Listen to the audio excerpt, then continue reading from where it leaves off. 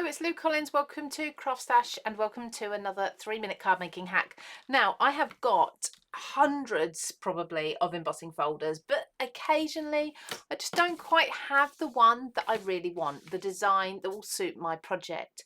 But I'm going to show you how I create my own look of embossed paper or cardstock when I need it. Stay tuned to the end for my top tip for making this look as realistic as possible. And don't forget, of course, to hit the thumbs up and subscribe to our channel as well. So you're going to want to have enough coloured cardstock to cover your card base first of all, and enough of the same colour and the same texture of cardstock, so ideally the same sheet. I've got one A4 here, to die cut some pieces from, enough to cover this panel. So like I say, one A4 sheet here with my DL card base. I've got enough to mat and layer and plenty to die cut from. So the design I've chosen is butterflies in my background. I don't have an embossing folder with butterflies on, so this is perfect. I've got this from one of the textures die sets.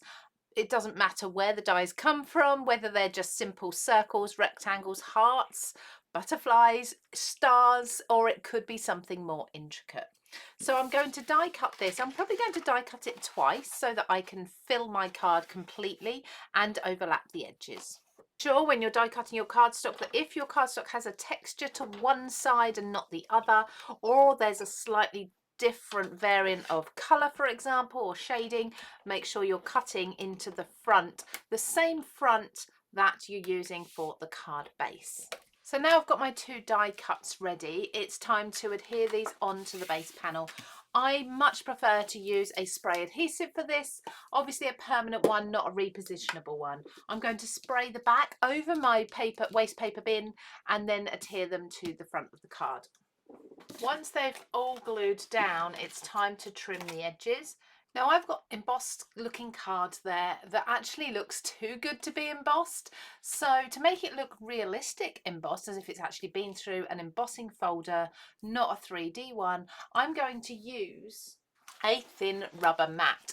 So what I do is I place this in my die cutting machine and I simply lay my cardstock down, place my mat over the top of everything, and I just run that through. This is just going to compress it all and make it all look more like one sheet of cardstock. There, that to me looks a lot better, much more realistic. So you can do this with any colour of cardstock you wish, any dies that you have, or even punches, trimmers, or hand cut shapes if you wish, for really funky and unique designs. If you like tips and tricks like this, don't forget, of course, to subscribe to our CraftStash YouTube channel. And we think you're also going to love these 3-minute card making hacks just here.